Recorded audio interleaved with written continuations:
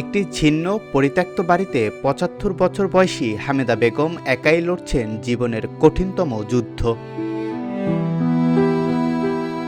স্বামী কোনো সহায় সম্পত্তি রেখে যেতে পারেননি, আর ২ ছেলে ও ৩ মেয়ে থাকা সত্ত্বেও জীবনের এই পড়ন্ত বেলায় তিনি আশ্রয়হীন।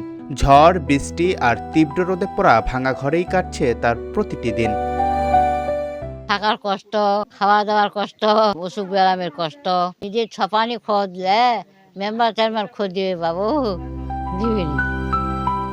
এ যেন এক অসহায় মায়ের নীরব আর্তনাদ, যা প্রতিনিয়ত প্রকৃতির রূঢ়তার সাথে মিশে যায়। হামেদা বেগমের স্বামী মৃত বাসেদ আলী বেঁচে থাকতে কিছু রেখে যেতে পারেননি, ফলে সন্তানদের ভালোবাসা থাকলেও এই বৃদ্ধ বয়সে তিনি বড্ড একা, বড্ড অসহায়। স্থানীয় মেম্বার চেয়ারম্যানদের কাছে বহুবার গিয়েছেন সাহায্যের আশায়, কিন্তু মেলেনি কোনো স্থায়ী সমাধান।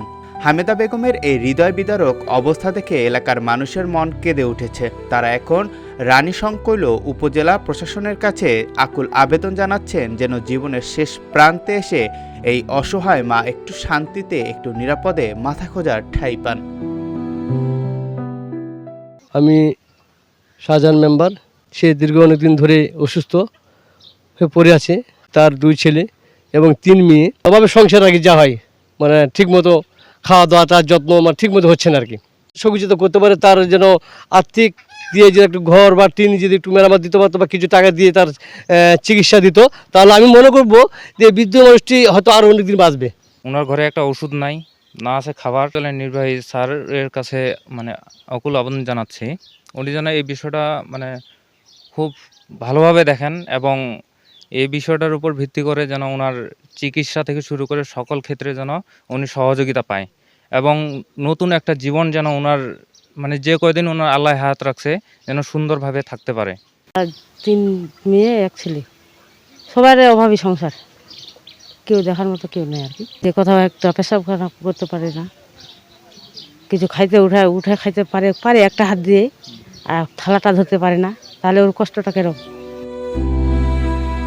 যে বাড়িতে হামেদা বেগম থাকেন সেটি এতটাই নড়বড়ে যে ঝড় এলে মনে হয় এখনই বুঝি ভেঙে পড়বে। বৃষ্টিতে ভিজে যায় সবকিছু, আর গরমে শ্বাস নেওয়াও কঠিন হয়ে পড়ে। এই বৃদ্ধ বয়সে তার পক্ষে এমন প্রতিকূলতা সামলানো অসম্ভব।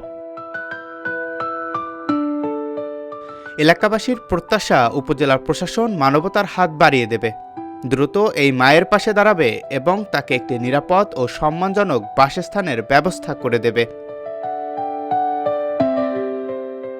জাকারিয়া রবিউল, রূপালী বাংলাদেশ।